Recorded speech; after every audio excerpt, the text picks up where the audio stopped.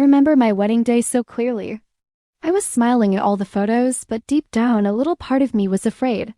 He looked at me, his eyes full of what I thought was sincerity, and he promised, "I will always love you." And I, full of hope and dreams for our future, believed every single word.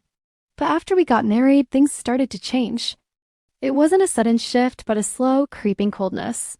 The man who used to tell me everything, who couldn't wait to share his day, slowly stopped talking. The man who cared about my feelings, who would notice the slightest change in my mood, stopped caring altogether. It was like living with a polite stranger. The silence in our home became deafening. It was heavier than any argument we could have had. One night, after weeks of this unbearable quiet, I gathered all my courage. I sat next to him on the sofa, the distance between us feeling like a mile, and I asked him, my voice trembling, "Do you still love me?" He didn't even look up from his phone.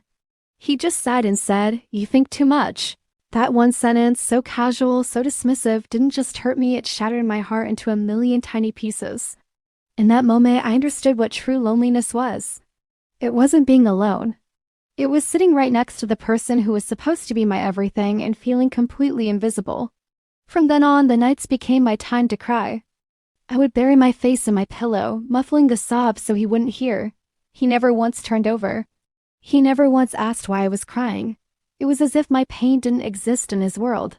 I felt like I was drowning, and the person who was supposed to be my life raft was just watching me go under.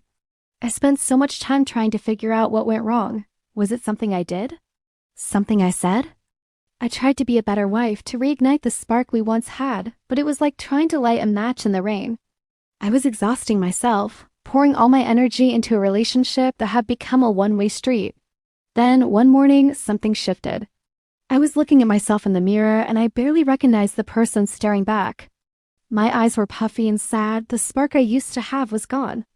And it hit me with such painful clarity. I had lost my own happiness trying to save a marriage that was already gone. I was sacrificing my own soul for someone who couldn't even be bothered to ask if I was okay. It's taken me a long time to be able to say this out loud, and it still fills my heart with a deep sense of pain, but also with a newfound strength. I regret marrying him. I regret giving so much of myself to someone who gave so little in return. But here's the most important part of my story. While I regret the marriage, I don't regret the lesson it taught me.